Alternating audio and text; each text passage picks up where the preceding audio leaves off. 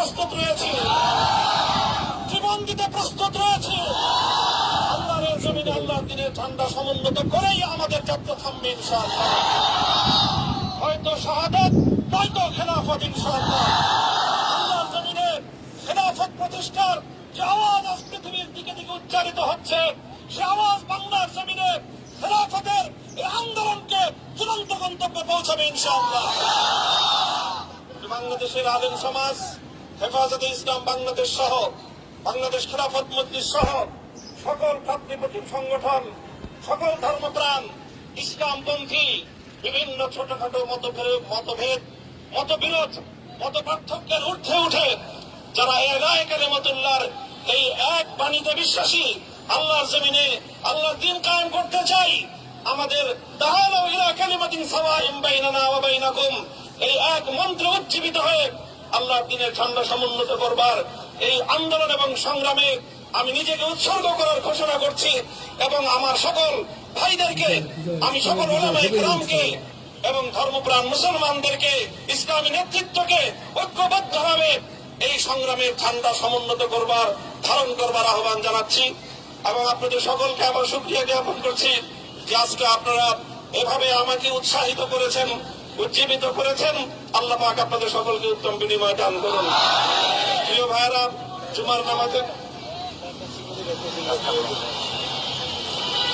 জুমার নামাজের একেবারে ঠিক আগ মুহূর্ত, এখন সব মসজিদগুলোতে জুমার প্রস্তুতি চলছে। আমরা এখন এখানে খুব সংক্ষিপ্ত দোয়ার মাধ্যমে আমাদের আজকের এই প্রোগ্রামের সমাপ্তি ঘোষণা করব। এরপর ইনশাআল্লাহ প্রত্যেকে সুশৃঙ্খল ভাবে যার যার জায়গা মতো বা আশেপাশের মসজিদগুলোতে গিয়ে আপনারা জুমার নামাজ আদায় করবেন।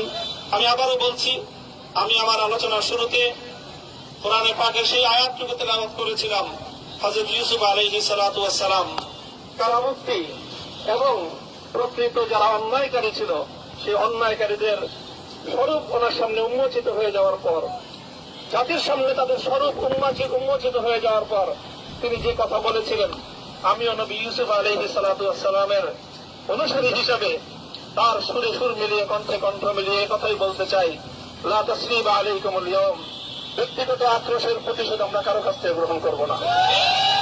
সকলকে আহ্বান জানাই, মাদ্রাসা, স্কুল, কলেজ, ভার্সিটি, কোন শিক্ষা ব্যবস্থার ছাত্রদের মধ্যে বিভেদ করার বিশ্বাসী নীতিতে মামুনুল হক বিশ্বাস করে না। আসো, স্কুলের ছাত্র আসো, আমার মাদ্রাসার ছাত্র পাশে দাঁড়াও, কলেজ থেকে আসো, ভার্সিটি থেকে আসো, তোমরা হাতে হাত মেলাও, ইনশাআল্লাহ দেশের স্বাধীনতা অক্ষুণ্ণ থাকবে। এদেশের ইসলাম এবং হাজার বছরের যে সাধনা সংগ্রাম, সেই সংগ্রাম বিজয়ী হবে ইনশাআল্লাহ।